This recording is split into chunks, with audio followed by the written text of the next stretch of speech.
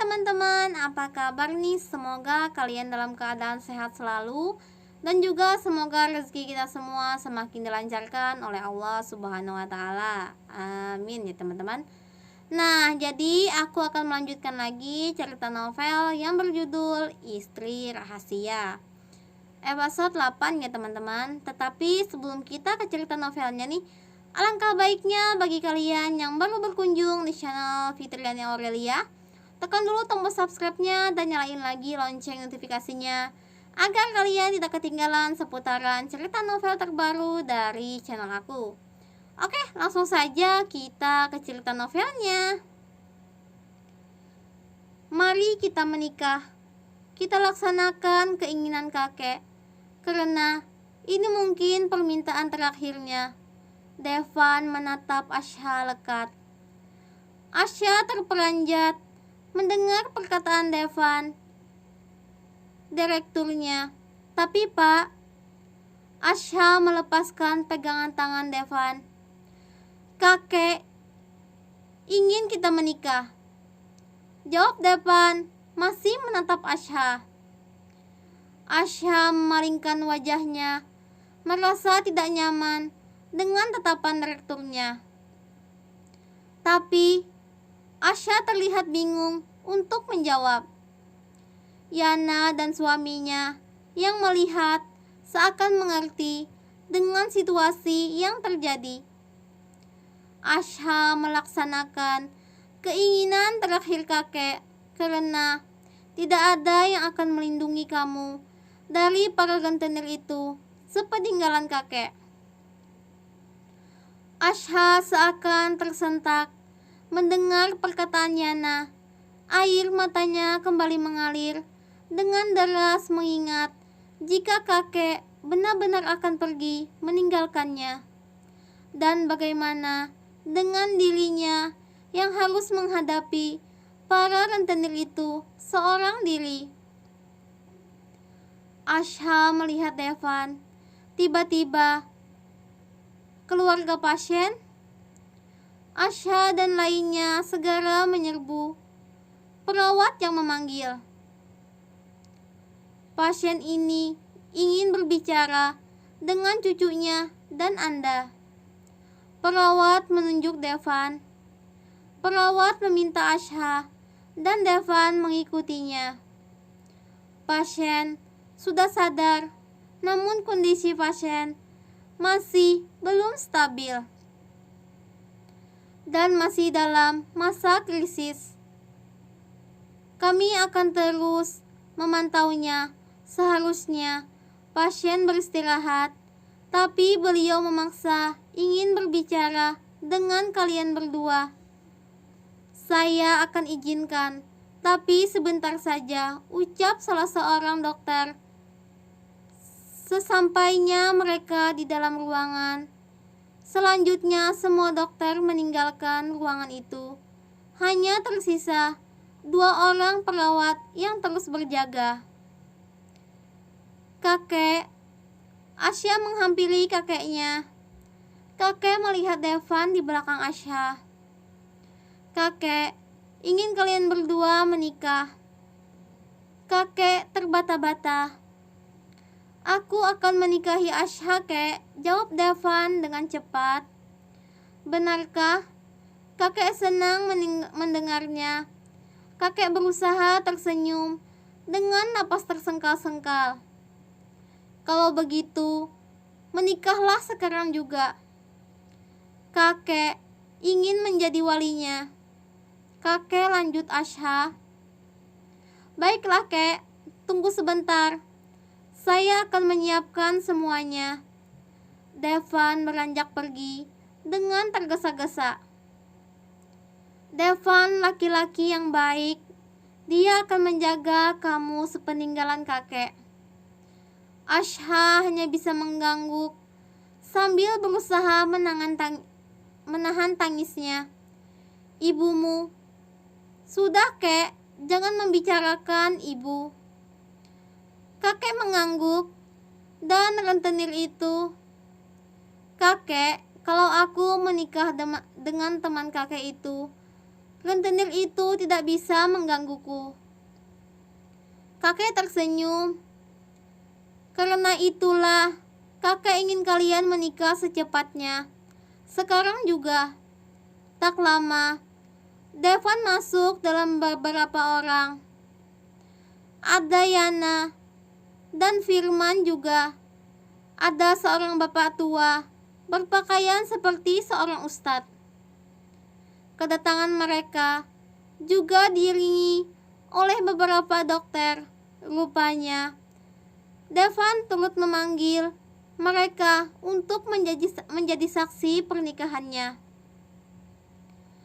Ustadz itu menghampiri kakek, menanyakan beberapa hal, dan kemudian meminta agar pernikahan segera dimulai setelah meminta izin kepada dokter. Walaupun dengan napas tersengkal-sengkal, kakek yang bertindak menjadi wali nikah. Begitu juga dengan Devan berhasil melafalkan ijab kabul dengan lancar. Lalu diikuti ucapan sah dari para dokter dan perawat yang menjadi saksi. Karena mendadak, Devan memberikan mas kawin uang sebesar 1 juta rupiah. Karena hanya itu uang tunai yang ada di dompetnya. Suasana haru menyelimuti ruangan itu. Kakek kembali menitipkan Asha kepada Devan. Seperti memohon, kakek meminta Devan untuk tidak meninggalkan dan menyakiti Asha. Dia sudah terlalu banyak menderita. Bahagiakan dia. Devan mengangguk. Saya akan mengingat semua pesan kakek. Kakek kembali, tidak sadarkan diri. Dokter meminta semuanya untuk kembali keluar. Asha yang menangis berjalan keluar, dipegang oleh Yana. Sesampainya di luar, Devan mengucapkan rasa terima kasihnya kepada Ustadz yang menikahkan mereka tadi, yang dibawa oleh Firman suami Yana.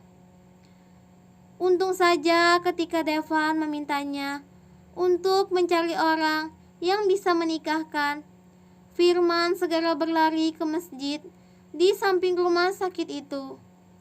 Dan secara kebetulan, Firman bertemu dengan ustadz pengurus masjid.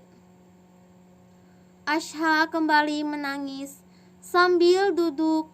Devan menghampirinya.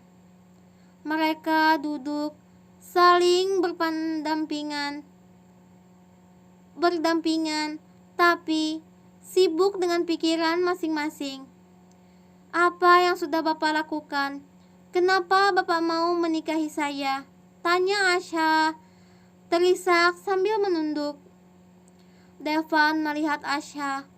Bukankah Bapak akan menikah sebentar lagi? Lanjut Asha.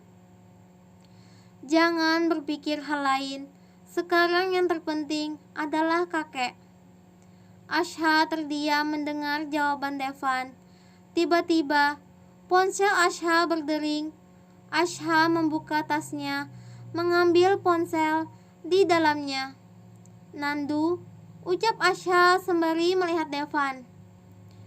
Katakan saja, kamu ada kepentingan keluarga dan tidak bisa kembali lagi ke kantor. Asha mengikuti saran Devan. Nandu rupanya mengkhawatirkan keadaan Asha yang tadi pergi dengan tergesa-gesa sambil menangis. Setelah mengatakan keadaannya baik-baik saja, Nandu akhirnya menutup teleponnya. Namun kemudian ponsel Asha kembali berbunyi.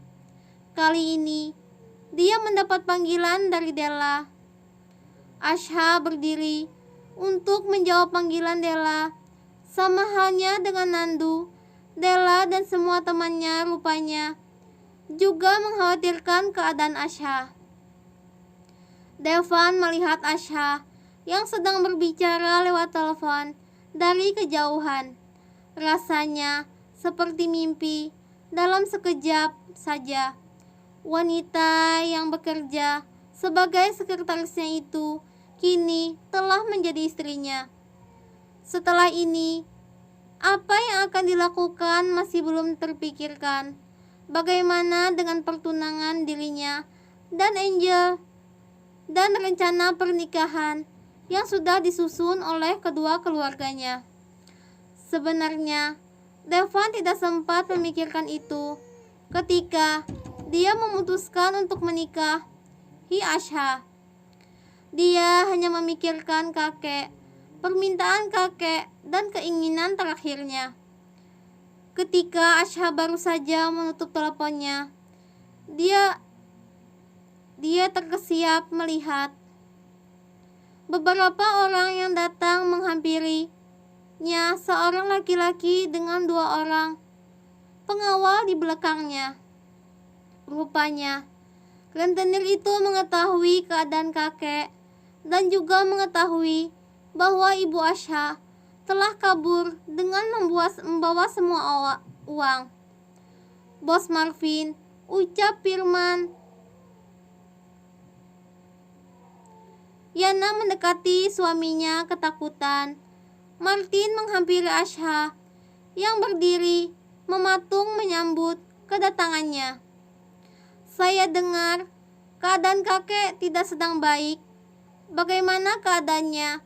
Tanya Martin dengan mata jelalatan melihat Asha. Dan saya juga dengar ibumu membawa kabur semua uang kalian.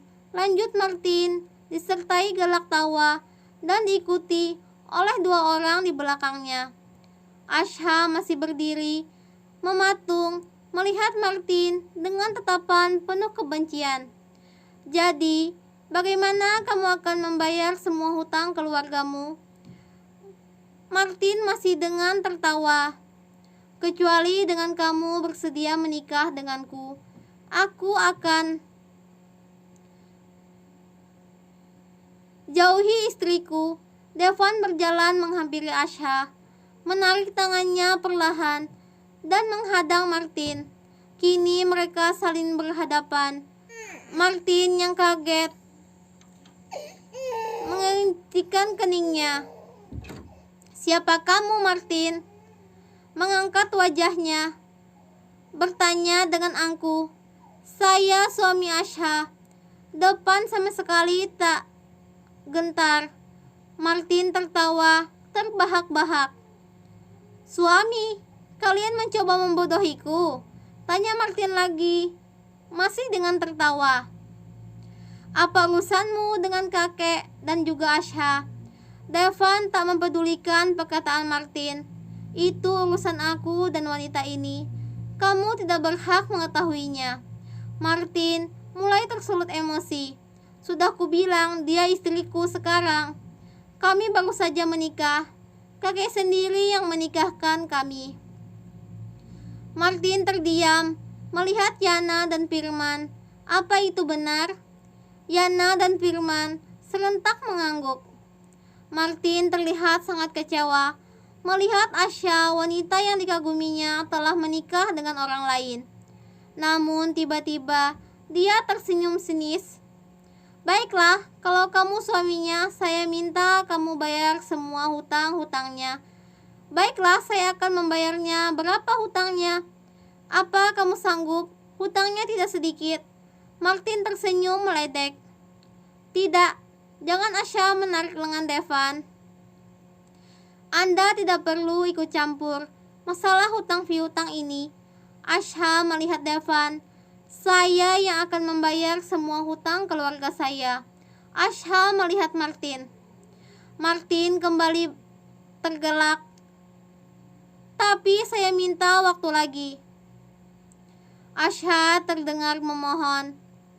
Katakan, berapa hutangnya? Devan tidak mempedulikan Asha yang melarangnya ikut campur. Saya mohon, Anda tidak usah ikut campur. Asha menatap Devan, berhenti mengatakan, aku tidak boleh ikut campur. Kamu adalah istriku sekarang. Masalah kamu adalah masalahku juga. Nah, sudah selesai cerita novelnya. Aku Fitriani Febianti. Sampai ketemu di next video. Assalamualaikum warahmatullahi wabarakatuh.